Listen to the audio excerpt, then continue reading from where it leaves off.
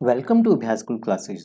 Video में हम discuss करेंगे कि केले हैमिल्टन थ्योरम की हेल्प से, किसकी हेल्प से? केले हैमिल्टन थ्योरम की हेल्प से हमें इनवर्स फाइंड आउट करना है, इनवर्स ऑफ अ मैट्रिक्स। सो किसी भी मैट्रिक्स का हमें इनवर्स फाइंड करना है, बट केले हैमिल्टन थ्योरम की हेल्प से। पीयू में मल्टीपल टाइम्स इस कॉन्सेप्ट के ऊपर क्वेश्चन बनते हैं। सब्जेक्टिव क्वेश्चन ही बनेगा, एमसीक्यू क्वेश्चन बनना बहुत मुश्किल है। सो ए मान लेते हैं, कोई मैट्रिक्स दी हुई है 1 2 3 0 1 2 और 0 0 1। मान लेते हैं कि ये मैट्रिक्स गिवन है।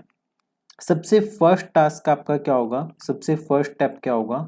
To find characteristic equation. तो कैरेक्टरिस्टिक इक्वेशन के लिए हम क्या करेंगे? Determinant of A minus lambda I equal to 0। हम इसका डिटर्मिनेंट 0 के इक्वल पुट करेंगे। सो ये आपके पास किस फॉर्म में दिखेगी? 1 minus lambda 0 0 2 1 minus lambda 0 3 2 1 minus lambda equal to 0। जब आप इसे एक्सपेंड करोगे, इसका डिटर्मिनेंट फाइंड आउट करोगे, तो इसका जो फाइनल एक्सप्रेशन होगा इक्वेशन का, that is lambda cube minus 3 lambda square plus 3 lambda minus 1 equal to 0।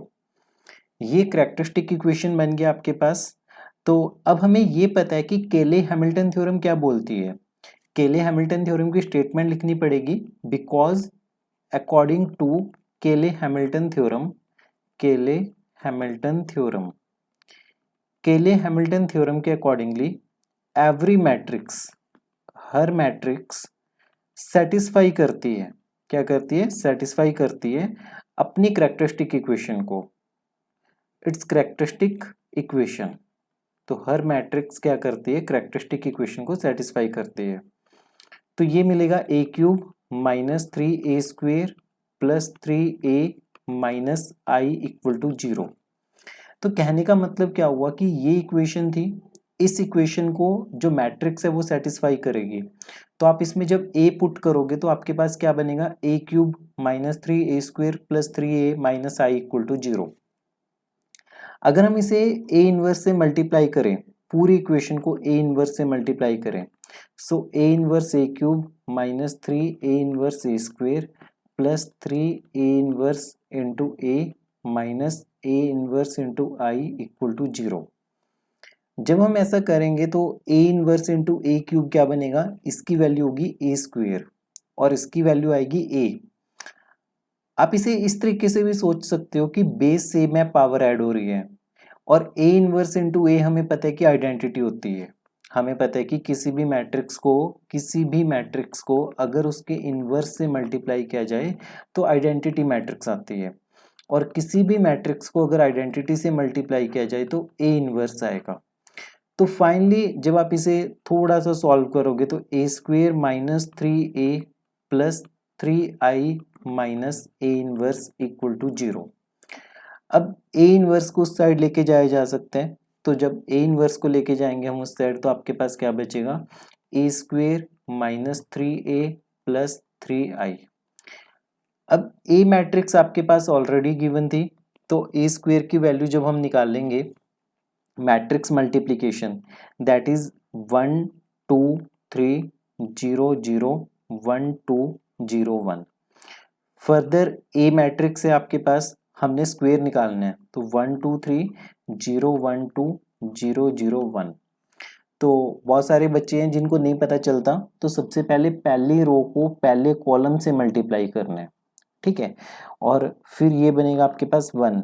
फिर इस रो को, इस पूरी रो को इस पूरे कॉलम से मल्टीप्लाई करना है, तो आपके पास बनेगा 4। फिर इस फर्स्ट रो को थर्ड कॉलम से मल्टीप्लाई करना है, तो 10। इस तरीके से जब मल्टीप्लाई करोगे तो आपके पास बनेगा 0 1 4 0 0 1। ये मैट्रिक्स बनेगी ए स्क्वेयर। सो ए स्क्वेयर की वैल्यू पता चल गई -3 है, तो बहुत इजीली हम निकाल सकते हैं कि ए को हमने -3 से मल्टीप्लाई कर दिया और प्लस 3 आई। तो ए इनवर्स की वैल्यू किसके बराबर आएगी? A inverse will be equal to A square -3 A plus 3 I. तो ए स्क्वेयर तो बन गया 1 0 0 4 1 0 10 4 और 1। उसके बाद -3, दैट इज ये आपके पास 3a बनेगा, 3 369036003, ठीक है, प्लस उसके बाद बनेगा 300030003। सॉल्व कर लो, तीनों को ऐड करके आपके पास जो आंसर आएगा वो आएगा 100 माइनस 2101 माइनस 21, तो ये आंसर बनेगा। तो इस तरीके से किसी भी क्वेश्चन का इनवर्स फाइंड आउट किया जा सकता है यूजिंग केले हैमिल्टन थ्योरम। सबसे पहले आप ए मैट्रिक्स गिवन होगी, डेफिनेटली ये गिवन होगी। फर्स्ट स्टेप होगा कि determinant of A minus lambda I को 0 पुट करना है, तो एक क्यूबिक इक्वेशन बनेगी। ये इक्वेशन गलत नहीं करनी है आपको, और ये इक्वेशन निकालने का एक शॉर्टकट मैं आपको ऑलरेडी बता चुका हूँ। केले हैमिल्टन थ्योरम के अकॉर्डिंगली हर मैट्रिक्स सेटिस्फाई करेगी अपनी कैरेक्टरिस्टिक इक्वेशन। तो कैरेक्टरिस्टिक इक्वेशन में आपने ये सारी ए पुट कर दिया, इसमें ए वैल्यू पुट कर दी, फिर ए इनवर्स से मल्टीप्लाई किया। जब ए इनवर्स से मल्टीप्लाई किया तो आपके पास A inverse into A identity बन जाएगा, A inverse into identity A inverse. तो यहाँ से ए इनवर्स की वैल्यू निकल गई। उसके बाद बेसिक मल्टीप्लिकेशन करके सब्ट्रैक्शन करके आपके पास ए इनवर्स का ये आंसर आ जाएगा। तो यहाँ से कंप्लीट एक क्वेश्चन बनेगा आपके पास। होपफुली ये क्लियर होगा आपको। अगर इसमें कोई भी डाउट है तो आप कमेंट बॉक्स में लिख सकते हो।